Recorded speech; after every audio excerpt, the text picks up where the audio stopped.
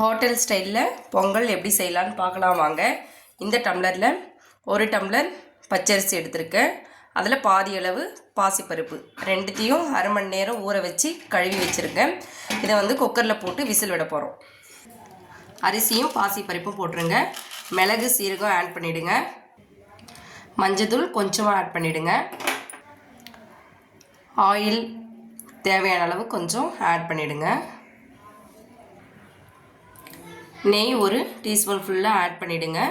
எதுக்காக நெய் ஆயிலெல்லாம் போடுறோன்னா அப்போ தான் ஒட்டாமல் வரும். பச்சரிசியும் பாசிப்பருப்பும் சேர்த்து 1.5 டம்ளர். இப்போ நம்ம தண்ணி எவ்வளோ ஊற்றணும் அப்படின்னு சொன்னாக்கா 1.5க்கு 2 மடங்காக 3 டம்ளர் ஊற்றிடுங்க. 3 டம்ளர் ஊற்றிட்டு 1.5 டம்ளர் எக்ஸ்ட்ரா வைங்க. மொத்தம் 4.5 டம்ளர் தண்ணி வைங்க. உப்பு சேர்த்துட்டு 4 to 5 விசில், 5 விசில் தேவையில்லை, 4 விசில் விடுங்க போதும். 4 விசில் விட்டு எடுத்துருங்க.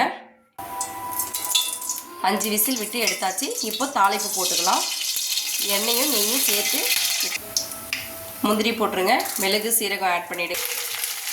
கொத்தமல்லி கருவேப்பிலை எல்லாத்தையும் போட்டு நல்லா வதக்கி விட்டுருங்க. ஃபைனலாக இஞ்சி ஆட் பண்ணிக்கோங்க. இஞ்சி பேஸ்ட்டாவது போட்டுக்கலாம். நான் இஞ்சியே துருவிட்டு சேர்த்துருக்கேன்.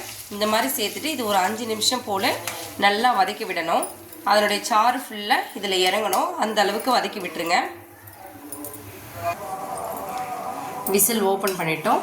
இந்த மாதிரி தான் இருக்குது. இப்போ இதை நல்லா மிக்ஸ் பண்ணி விட்டுடுங்க. இப்போது இது இந்த அளவு ரோஸ்ட் ஆகணும். அந்த அளவு வதக்கி எடுத்துருங்க. இப்போது இந்த தாளிப்பை இதில் கொட்டி நல்லா மிக்ஸ் பண்ணி விட்டுடுங்க.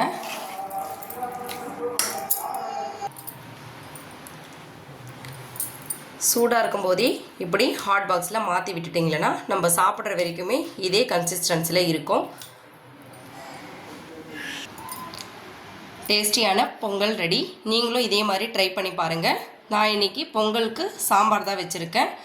சட்னியும் நீங்கள் வச்சு சாப்பிட்டு பாருங்கள். ரொம்ப டேஸ்ட்டாக இருக்கும். ட்ரை பண்ணி பாருங்கள். தேங்க்யூ.